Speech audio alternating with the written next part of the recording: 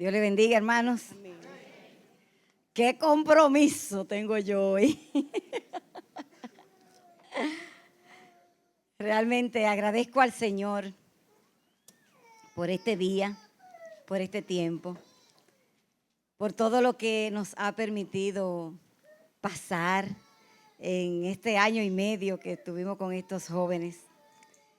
Realmente yo no soy ni doctora en teología, ni maestra, así simplemente.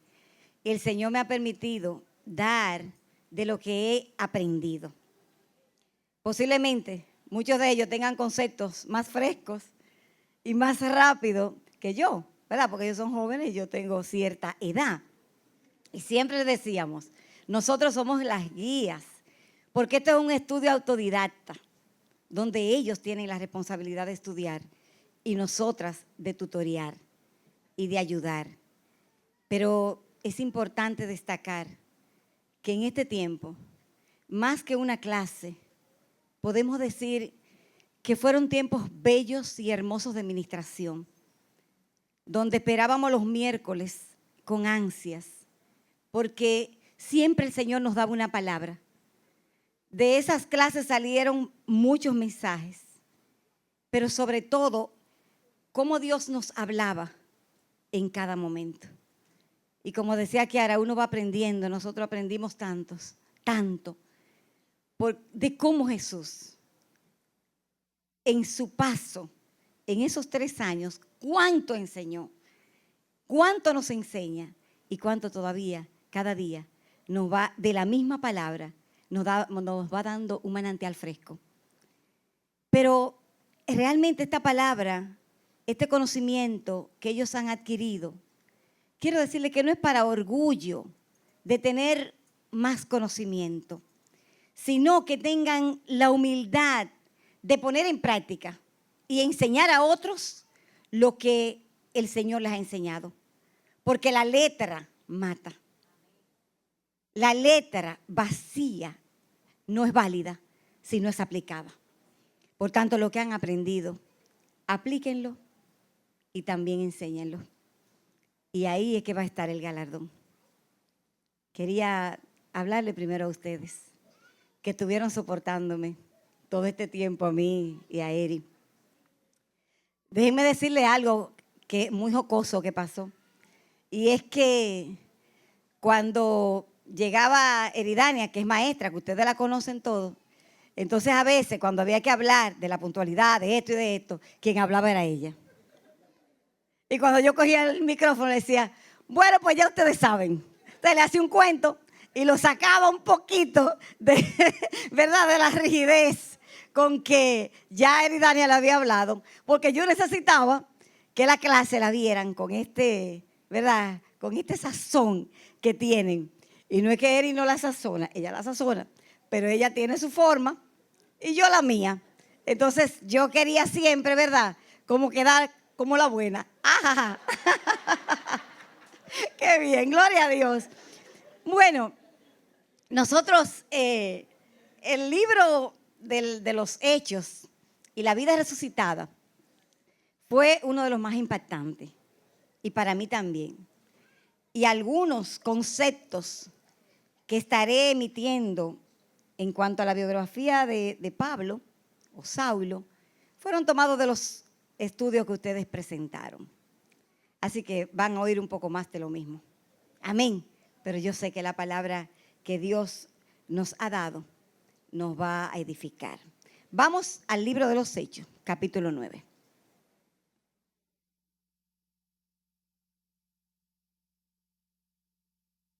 Leeremos del 1 al 7.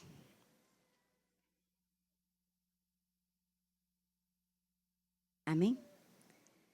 Saulo, respirando aún amenazas y muerte contra los discípulos del Señor, vino al sumo sacerdote y le pidió cartas para las sinagogas de Damasco, a fin de que se hallase algunos hombres o mujeres de este camino, los trajese presos a Jerusalén. Mas yendo por el camino, aconteció que al llegar acerca de Damasco, repentinamente les rodeó un resplandor de luz del cielo, y cayendo en tierra, oyó una voz que le decía: Saulo, Saulo, ¿por qué me persigues? Él le dijo: ¿qué quieres, Señor? ¿Quién eres, Señor? Y él le dijo: yo soy Jesús, a quien tú persigues. Dura cosa te es dar cosas contra el aguijón. Él, temblando y temeroso, dijo: Señor, ¿qué quieres que yo haga? Y el Señor le dijo: levántate y entra en la ciudad y se te dirá lo que debes hacer. Amén. Se pueden sentar. Saulo de Tarso nació en la capital romana de Sicilia, que hoy es parte de Turquía. Y donde él nació era un importante centro comercial y cultural. Hijo de hebreo y descendiente de la tribu de Benjamín, según lo relata Filipenses 3:5. Educado en Jerusalén a los pies del famoso rabino Gamaliel y además fariseo. Este hombre tan estudioso y orgulloso, con influencias políticas y religiosas, con un gran odio a los que estaban conociendo el camino de Cristo, y teniendo él una religiosidad enfermiza, había pedido cartas para acabar con los cristianos, con los del camino, cuando ustedes ven con la letra mayúscula, con los que estaban siguiendo a Cristo. Y pidió cartas para ir a esta ciudad, que era una ciudad muy importante de la provincia romana de Siria, que se llamaba Damasco y estaba a 240 kilómetros más o menos de Jerusalén. O sea que Pablo duró más o menos 5 o 6 días para ir a cumplir un objetivo que él tenía en su corazón, porque el propósito marcado era perseguir a los cristianos, a los del camino. Ese era su propósito. Lo que él no sabía era que este propósito estaba marcado por Dios para hacer lo que ya Dios tenía en su corazón con Pablo. Y cuando dice aquí, más yendo por el camino. ¡Wow! De verdad que sería interesante que muchos de los que hoy están persiguiendo a los cristianos vayan por el camino y tengan el encuentro maravilloso de su vida, que es tener el encuentro con Jesús. Pablo, cuando iba caminando ahí, se juntó con alguien que ni siquiera estaba en el camino, sino que solamente vio la luz y oyó la voz. No era un encuentro que estaba proporcionado: hoy yo me encuentro con él y hoy es el día. Pues no. Pero Jesús sí sabía que este era el día que estaba preparado para terminar con la arrogancia de Pablo, con el orgullo de Pablo. ¿Quién pensaría que este hombre que salió con tanto ímpetu y con tanto odio amenazante, en un momento iba a estar en el suelo, como decimos en los dominicanos, pidiendo cacao? Porque eso fue lo que hizo. ¿Quién eres, Señor? Porque el diálogo posterior nos pone a pensar a nosotros: oye, pero en un momento a otro, nosotros, siendo muy orgullosos, y podemos estar en el suelo pidiendo cacao, como estaba Pablo. Por eso es que el cristiano tiene que dejar el orgullo. Este diálogo posterior nos pone a nosotros a pensar en la grandeza de Dios y decir, como decía Pablo: ¿por qué me persigues? Todavía Saulo, pero Saulo y Pablo eran el mismo hombre. Como decía, me dice un día mi nieto, Spiderman es el mismo, Yeya. Es el mismo. Entonces Pablo o Saulo, que lo voy a mencionar, cualquiera de los dos, es el mismo. Y él le dice: ¿quién eres, Señor? Oh, pero aquí comienza un cambio. Porque como de repente aquel al cual estoy persiguiendo le digo: Señor, lo que estoy reconociendo que es más grande. Reconozco su grandeza y su majestad. ¿Quién eres, Señor? Y le dice el Señor: ¿por qué me persigues? Y esto a mí me llena de gozo, saber que un perseguidor nuestro está persiguiendo al mismo Dios. Porque Jesús habló en primera persona y dijo, ¿por qué me persigues? Me persigues. Y él era persiguiendo a los del camino, a los que estaban en Damasco. El Señor tomó la demanda y le dijo, ¿por qué me persigues? O sea que si alguien está persiguiéndote por la causa de Cristo, está persiguiendo al mismo Cristo. Dios mío, esto sí es grande. ¡Wow! Cómo se les revela a Dios. Y ahí mismo entonces, Él le dice, ¿qué quieres que haga? Oigan, pero qué cambio. ¿Qué cambio? Y este mensaje yo lo he titulado, Un encuentro, 4 transformaciones que vamos a ver. Eso fue el encuentro de la vida. Aquí, cuando Él le dice, ¿qué quieres que haga? Y Jesús le dice, el primer mandato, te voy a enviar ahora a la calle derecha, y ahí le da las instrucciones. Lo bueno de esto es que a uno que estaba en esa calle derecha, que se llama Ananías, un nombre poco mencionado, quizás 2 veces se menciona ahí en el Nuevo Testamento, tal vez más, pero no sé, no es el caso ahora. Lo que sí es que es un hermano anónimo. Cuando digo anónimo, no es degradando a ningún hermano, sino que no es el que está siempre con el micrófono, el que está delante, el que está trabajando. Estaba ahí Ananías y el Señor le dice, Ananías, te voy a mandar ahora a Saulo para que tú ores por él. A Saulo de Tarso. Pero tú sabes quién es Saulo. Oh, pero yo soy Dios. Me imagino yo que el Señor. Claro que sí, tú vas a orar por él. Y cuando Saulo fue, que estaba ciego, Ananías le impuso las manos. Y Saulo se le cayeron las escamas y fue lleno del Espíritu Santo. Pero, hermanos, ¿fue Ananías el que recibió todas estas cartas que nos bendicen hoy? ¿Fue Ananías el que hizo varios viajes misioneros? ¿Fue Ananías el que llegaba delante de reyes a predicarle? No fue Ananías. Fue Saulo. Pero quien oró por Saulo para que tuviera esa unción fue Ananías. Entonces, no tenemos nosotros ninguno que entender, no, porque yo solamente soy de la iglesia. Tú eres importante, hermano. Aquí nadie está de más. Todos somos importantes, independientemente de que estés aquí arriba o allá abajo. Porque Dios te puede usar a ti para hacer grandes cosas. Y Ananías, cuando oró, él al principio, porque no vamos a decir que Ananías dijo, ay, sí, qué bueno, Señor. No. Él mismo no estaba convencido de ese llamado. Pero lo hizo con humildad, con obediencia y con amor. Así que no importa en el momento que te llamen, y abro este paréntesis aquí, hazlo, aunque no estés convencido de tu llamado. Hazlo, porque Dios mismo te va a capacitar. Y es Dios quien te va a ayudar en cualquier momento. Y así es que actúa un siervo de Dios. Está presto para cuando lo llamen.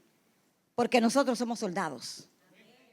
Y como soldados tenemos que estar siempre prestos para hacer la obra que tenemos que hacer.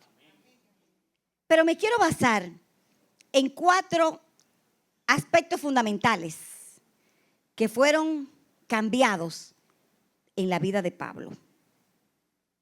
Los judíos acostumbraban a tener 2 nombres. Y en este caso, Saulo era un nombre que significaba pedido a Dios. Y es un nombre hebreo. Y Pablo era un nombre romano que significaba pequeño. De aquí, que a partir de aquel encuentro, entonces él era Pablo. Pequeño. Él mismo dijo, yo soy el más pequeño, como un abortivo entre los apóstoles. Él mismo. Pero qué carga que le puso el Señor. Dura cosa que le dio el Señor más adelante. Pero vamos a ver, lo primero que Pablo cambió, y yo quiero que me pongan primera de Tesalonicenses 2, del 6 al 11. Su carácter cambió. Y dice, ni buscamos gloria de los hombres, ni de vosotros, ni de otros, aunque podíamos seros carga como apóstoles de Cristo. O sea,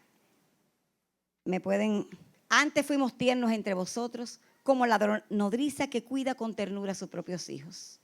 Tan grande es nuestro afecto por vosotros, que hubiéramos querido entregaros no solo al Evangelio de Dios, sino también nuestras propias vidas, porque habéis llegado a sernos muy queridos. Porque os acordáis, hermanos, de nuestro trabajo y fatiga, cómo trabajando de noche y de día para no ser gravosos a ninguno de vosotros, os predicamos el Evangelio de Dios. Vosotros sois testigos, y Dios también, de cuán santa, justa e irreprensiblemente nos comportamos con vosotros los creyentes, así como también sabéis de qué modo, como el Padre a sus hijos, exhortábamos y consolábamos a cada uno de vosotros. ¿Cómo que cambió el Señor completamente el carácter de este hombre? Porque lo primero que leímos que dice que aún amenazas y muerte contra los discípulos, así era que él iba. Y Pablo ahora habla de no busco gloria, tierno, amante, cómo los amo. Eso es lo que me dice la palabra ahora, que así mismo estaba hablando Pablo. Y cómo que este hombre tan foró, como decimos aquí, cambió a ponerse como alfombra, amar de tal manera a los hermanos, hablarle, a consolarles, como dice ahí, que le consolaba, le enseñaba. Cambió el carácter.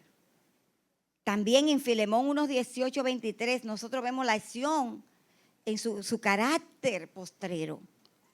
¿Cómo era? No te apures, si él te debe algo, ponlo a mi cuenta. Así era que Pablo hablaba después, si te dañó, si te hizo daño, si te hizo algo, no te apures, ponlo a mi cuenta. Entonces el Señor puede cambiar nuestro carácter. Él puede trabajar en él y no importa los años que tengamos, a veces muchísimos años y todavía el carácter, este es el mío y no lo suelto y sigo con la amenaza. Pero hay otra cosa que cambió en Pablo y fue su relación con los demás.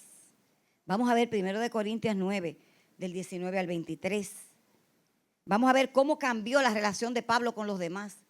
Dice, por lo cual, siendo libre de todos, me he hecho siervo de todos, para ganar a mayor número. Me he hecho judío a los judíos, para ganar a los judíos. A los que están sujetos a la ley, aunque yo no estoy sujeto a la ley, como sujeto a la ley, para ganar a los que están sujetos a la ley. A los que están sin ley, como si yo estuviera sin ley, no estando yo en la ley, sino bajo la ley de Cristo, para ganar a los que están sin ley. Me he hecho débil a los débiles, para ganar a los débiles. A todos me he hecho de todo, para que de todos modos salve a alguno. Y esto hago por causa del Evangelio, para hacerme copartícipe de él. Wow, para hacerme copartícipe. Esto hago por causa del Evangelio. Así habla un hombre de Dios. Por causa del Evangelio. Yo no lo hago para vanagloria. Yo lo hago porque anhelo que sea vista la palabra. Anhelo que sea vista la salvación. Anhelo que anhelen a Cristo. Y esto es lo que dice Pablo. Su relación con los demás cambió. Se hizo siervo para que otros, como estaba viendo a los otros siervos, seguir con los judíos, con los débiles. Qué difícil se nos hace trabajar con los débiles. Mejor ripostamos todo lo que dicen. Mira este debilucho, mira este que de todo está en el suelo, pero para eso estamos, también para levantar. Y entonces él con los débiles también se hacía, aunque era fuerte en Cristo. Entonces, como Pablo cambió su carácter, el Señor cómo le cambió su carácter, cómo le cambió la relación con los demás. En una oportunidad se molestó él con Juan Marcos y se separó de la misión incluso de Bernabé, llamado hijo de consolación, y siendo Bernabé quien le ayudó a introducirlo en los apóstoles, con los apóstoles, el único que le ayudó en ese tiempo, y entonces aún con él discutió porque todavía su carácter estaba trabajándolo el Señor, y le dijo: no quiero a Juan Marcos. Pero sin embargo, más adelante, en 2 de Timoteo 4:11 vemos que le dice él: tráeme a Juan Marcos porque me es útil en el ministerio. O sea, que no importa que en un momento tú estés trabajando con alguien y por alguna razón, bueno, pues no están juntos, pero sí tenemos que entender que los hermanos son útiles, cada uno son útiles. Y por un pique no podemos dejar a un hermano. Y eso lo hizo Pablo. Le dio un pique con Marcos y lo dejó. Bernabé acogió a Marcos y después le dice: tráiganme a Marcos o a Juan Marcos, que me es útil en el ministerio. Este es un cambio que hace el Señor en la relación con los demás. Y la relación con los demás va más allá de que me amen a mí, de que, ay, qué bueno que me quiere todo el mundo, pero ¿y tú a cuántos quieres? Es necesario relacionarse. También fue cambiado su mensaje de querer matar a predicar de Cristo a los gentiles.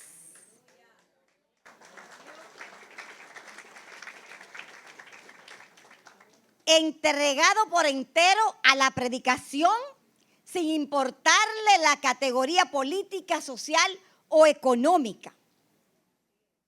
Muchos hoy en día, si son amigos de algún funcionario o trabajan en un sitio donde hay funcionarios, son cristianos de la secreta. Cristianos de la secreta. No se atreven a decir que son cristianos, ni a defender. Qué bueno, Abraham, que aunque te relajaban por lo del diezmo, y cuando te dijeron: está picando mucho porque doy el diezmo. Muy bien, muy buena respuesta. Sabemos que no es un intercambio, pero como por ahí era que ellos querían molestarte, tú lo hiciste muy bien.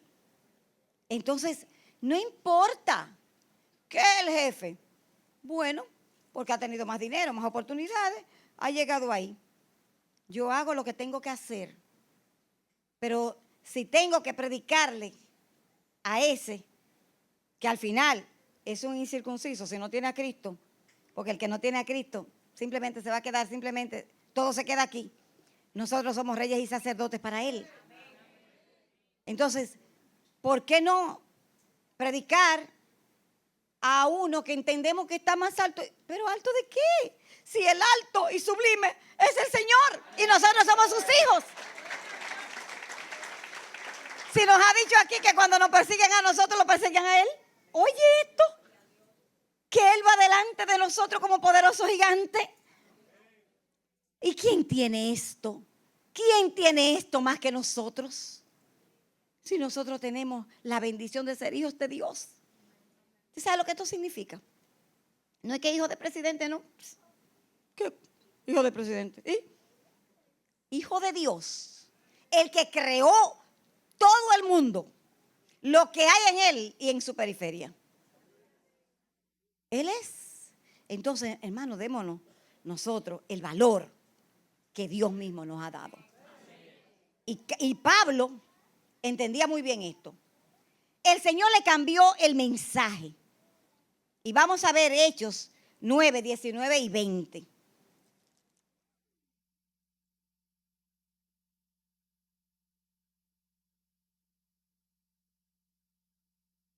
Dice: y habiendo tomado alimento, recobró fuerzas y estuvo Saulo por algunos días con los discípulos que estaban en Damasco. Enseguida predicaba a Cristo en las sinagogas, diciendo que este era el Hijo de Dios. Y en Hechos 18, 5,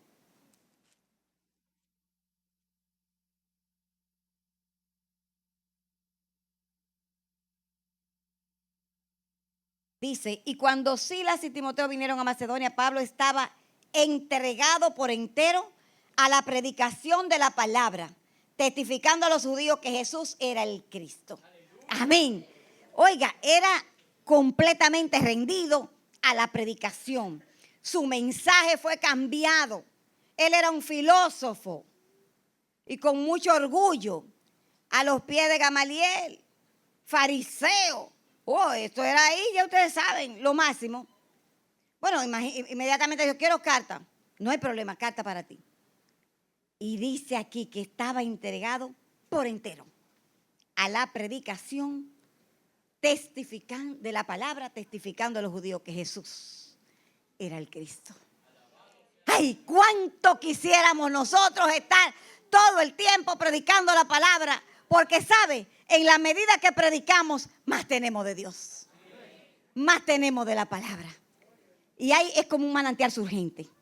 Entonces, cuando tú estás al lado de alguien que le estás hablando y tú dices, yo casi no sé de la palabra, te van a llegar la palabra. Te van a llegar porque el deseo que tú tienes en tu corazón es tan grande que Dios lo va a usar para bendecir a otros.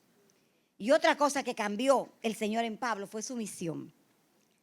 Su misión o propósito. Ahora el propósito de él era anunciar, amonestar. Vamos a ver Colosenses 1, 28 y 29. Miren la misión y el propósito. A quien anunciamos, amonestando a todo hombre y enseñando a todo hombre en toda sabiduría, a fin de presentar perfecto en Cristo Jesús a todo hombre, para lo cual también trabajo, luchando según la potencia de Él, la cual actúa poderosamente en mí. Wow, ¿tú sabes lo que es? Que la potencia de Dios esté en ti poderosa. Esto es lo que dice. Nosotros podemos enseñar, amonestar, hablar de Cristo a todo hombre con autoridad, porque Él nos da la autoridad. Y este mismo Pablo es el que en 2 de Timoteo 4, 7 y 8 dice, he peleado la buena batalla, he acabado la carrera, he guardado la fe por lo demás.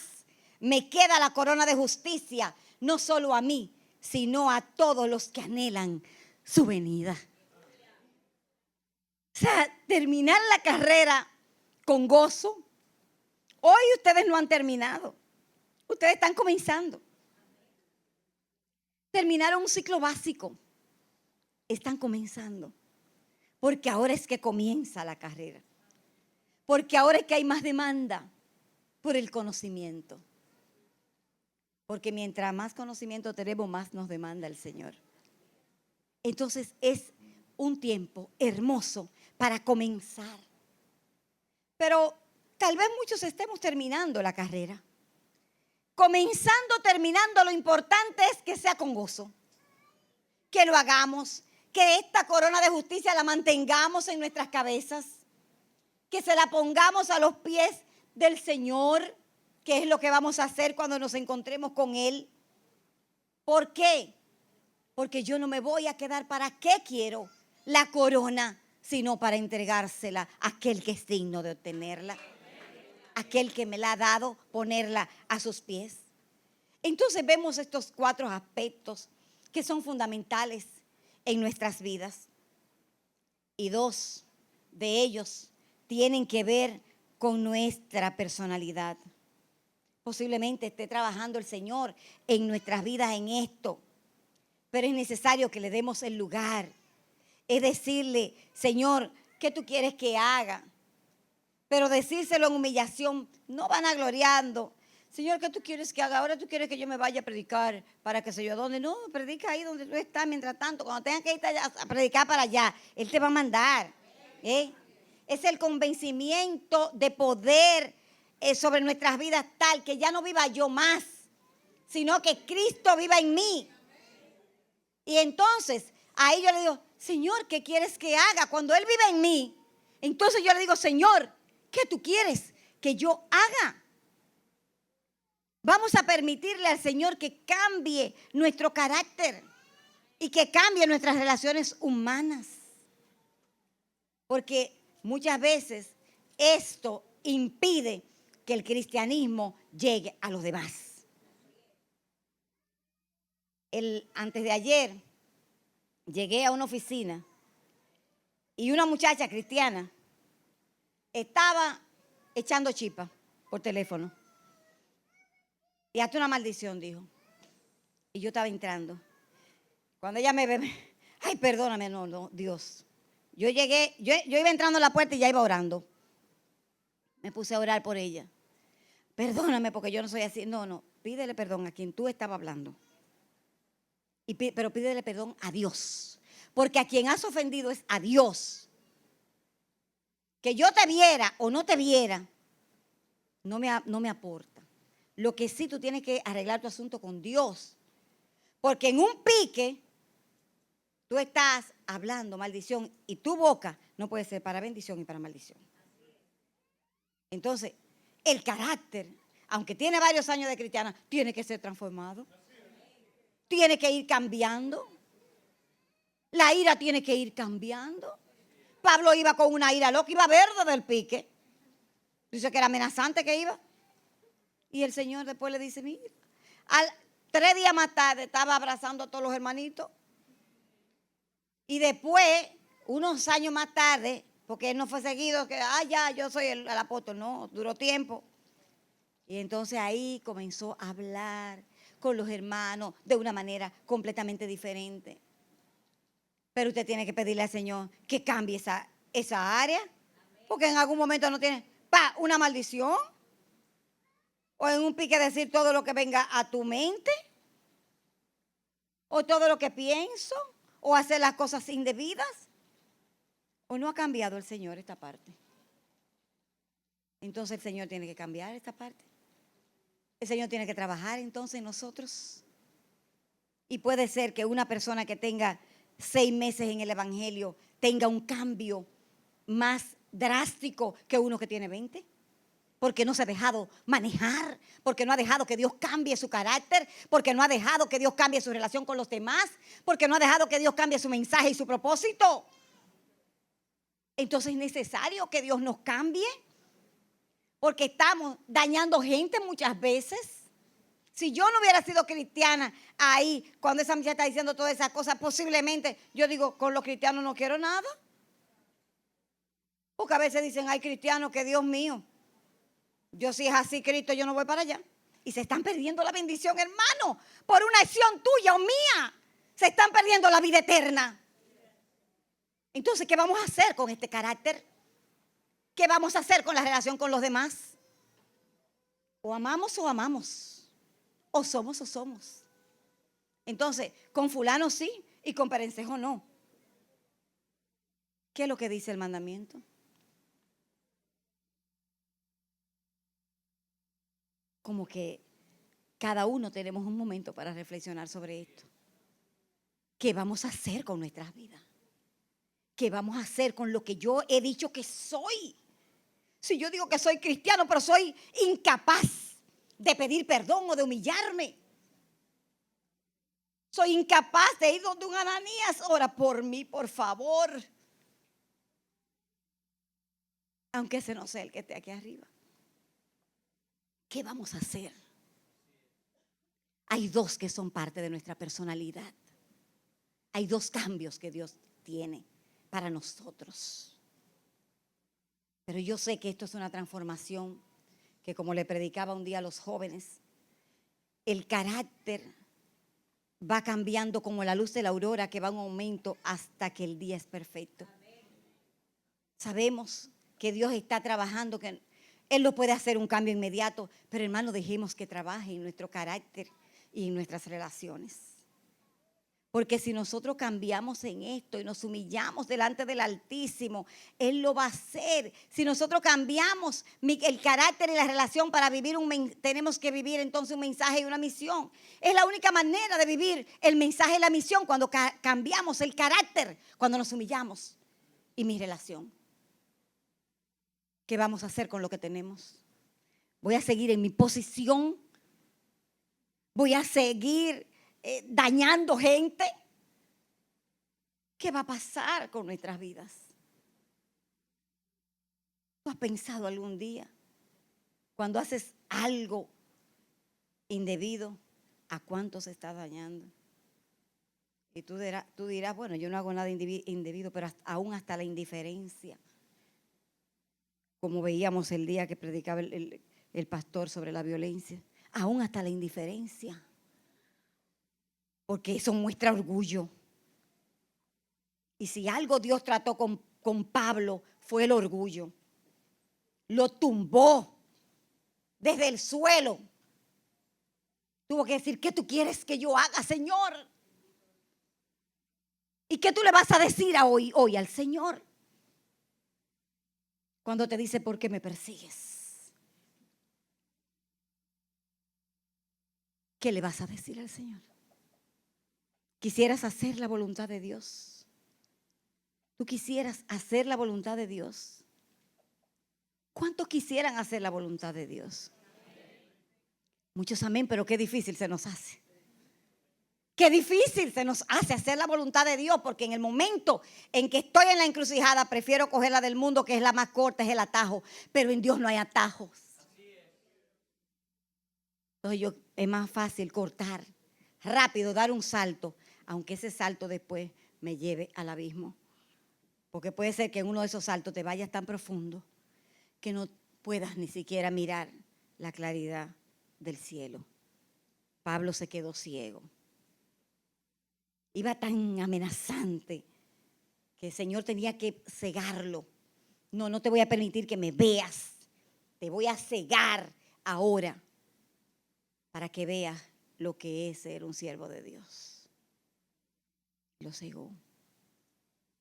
Entonces, el mostrar tu debilidad, hermano, no te humilla, te exalta delante de Dios. Te exalta delante de Dios. Hoy es un buen día para decirle, Señor, yo necesito hacer tu voluntad. Yo lo necesito. Y sabe, ese Pablo, que era así, tan arrogante como hemos sido nosotros también, fue el mismo que Dios le dijo, bástate mi gracia. Porque mi poder se perfecciona en tu debilidad. Eres débil. No importa que seas débil, no importa. Ahí es que me quiero perfeccionar. Ahí es. No es en las áreas fuertes tuyas, porque esas son las fuertes. Y si el área fuerte es tu carácter, ese es el que hay que humillar. Ese hay que tirarlo al suelo. Hoy es un día bueno para eso. Y yo quiero que meditemos en esta canción, porque voy a hacer un llamado. Yo sé que sí. Yo sé que sí, porque yo tuve que orar mucho, porque tengo tantas áreas en mi carácter. Pero yo quiero hacer la voluntad de Dios. Y yo quiero que oigamos esta canción en lo que nos preparamos para presentarnos delante de Dios.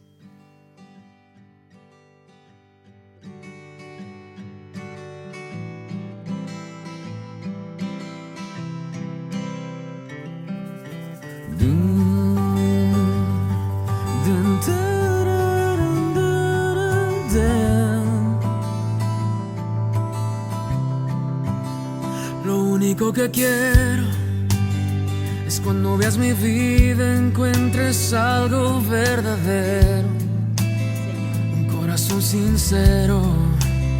Lo único que quiero es que si necesitas de alguien que cumpla tus sueños, quiero ser el primero. Dios mío, yo quiero corresponder al amor que tú me das. Quiero amarte de verdad, en mi diario caminar, y cuando tú regreses me encuentres haciendo tu voluntad. No dejes que mi vida se desperdicie en cosas que la pena no valdrá. Afanes ya no más, sino que cada día aplique tu palabra en mi forma de pensar y diario caminar. Dios mío, yo quiero corresponder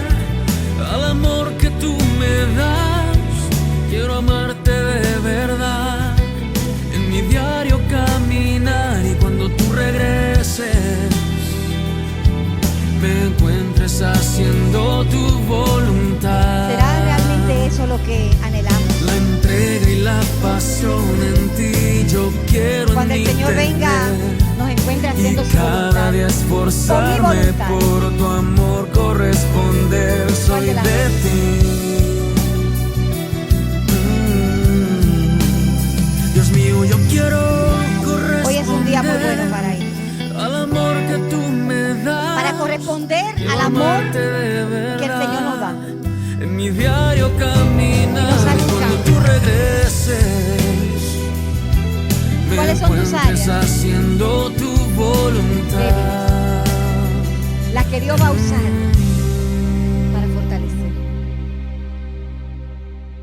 ¿Querrás tú que Dios cambie el carácter? ¿O que cambie esas fibras que todavía en el corazón no están como Él quiere? Puede ser que venga hoy el Señor, no sé, yo no sé. Pero cuando Él regrese, yo quiero estar haciendo su voluntad. Y sabe, el Señor no va a decir, ay, sí, este es el que se va, mira su corazón. Sí, él allantaba, que estaba muy bien. O ella allantaba. Esto no es cuestión de allante, hermano. Esto es cuestión de humillación delante de Dios. Y si no nos humillamos por nuestra cuenta, Él nos va a humillar. Porque Él quiere que nosotros estemos con Él. Y Él quiere pelear por nosotros. Pero si tú vas con tu fuerza, entonces no va a pelear por ti. Porque tú tienes tu fuerza. Y de verdad quisieras que fuera cambiado estas dos partes de la personalidad, el carácter y las relaciones, para que tu vida tenga una misión y un mensaje.